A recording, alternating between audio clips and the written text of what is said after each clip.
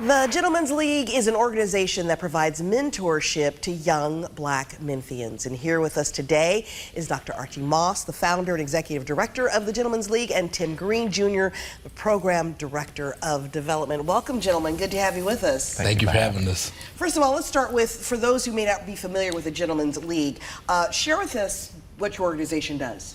Awesome. So we are a all-membership program that works with historically underserved boys of color in grades 3 through 12. And so we do that through our 4 program components, one of which is our main program, our bread and butter, which is our school-based mentorship program, where we work with existing school-based staff to provide the mentorship to our young people so they can see their mentors every single day.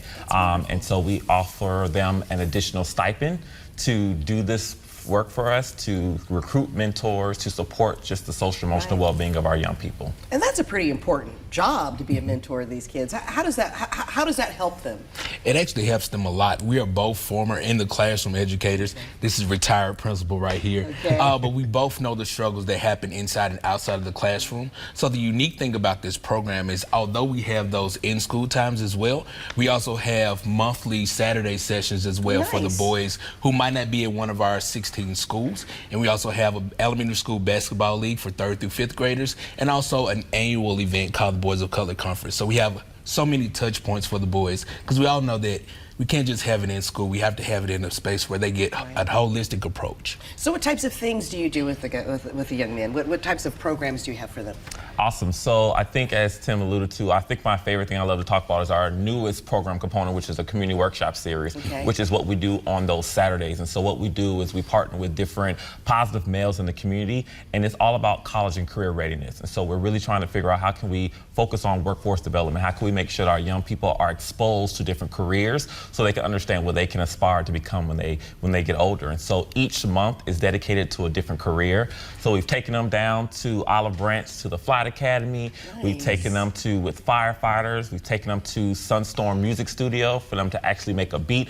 So we try to expose them just to different careers, just so that they have an opportunity to understand, hey, this is something I can actually do. And we have this whole model that our boys can't be what they can't see or they can't experience. And so once they experience it, they can start realizing that this is what I could actually experience when I get older. Wonderful. And I would imagine that this kind of program is very important. What are some of the biggest challenges that these young men face, do you think?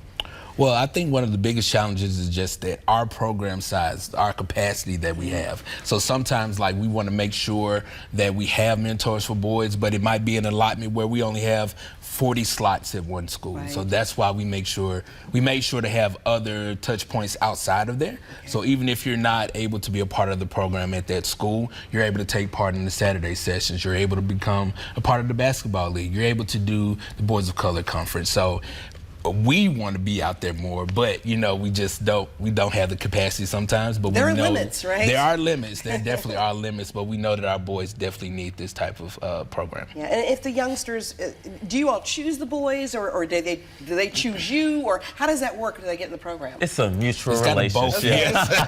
We reach out to our schools and we let them know this is the program, this is what we're trying to do, and then we let them know. We look at how many males of staff are on that campus, and that helps us determine how many boys we can open up to. And we know that there's only 2% of the nation that are male educators of color. So we know that we're working up against these statistics where there aren't males. And so that's what our job is. Our job is to make sure that we're trying to infuse as many positive male role models into the schools, into the lives of our young people, because again, they need to see someone that looks like them so they can start believing what's possible.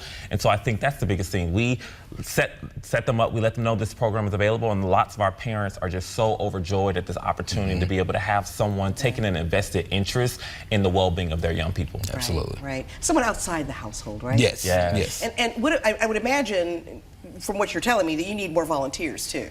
Absolutely. So how do you volunteer? All the time. Yes. Absolutely. So I would definitely encourage folks to find us on our Facebook, our Instagram page, as well as on our website, thegentsleague.org. Again, we're always looking for opportunities for folks to volunteer at some of our events.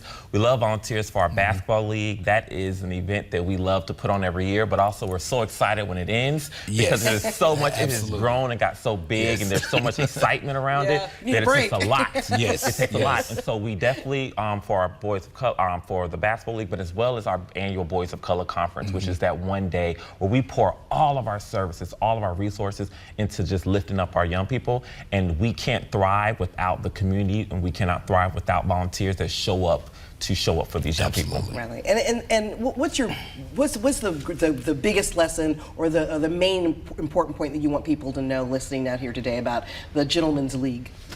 We want everyone to know, like, that we're here. I mean, it's a powerful program, and so many people, when they hear about it, they want to learn more about it. But we are two males of color, two black men. I'm born and raised here, South Memphis, Valley Forge Apartments. Class of Whitehaven, 2003. All right. I love my community. I love what Memphis is about, but I want to make sure that our young men know that there's so much more to life, so much more that they can do, even if they want to stay in Memphis or outside of Memphis. We just want to be a lifeline for our boys here in Memphis. Just know, and I know it's our tagline, but just so they know that they're a part of making Memphis better. Absolutely. Instead of worse, like everyone wants to think, right? Absolutely. All right. Well, gentlemen, thank you so much for joining us today. Tim Green, Dr. Archie Moss, thank you both for coming here to talk about the Gentlemen's League. Yes, ma'am. Appreciate it. Thank you.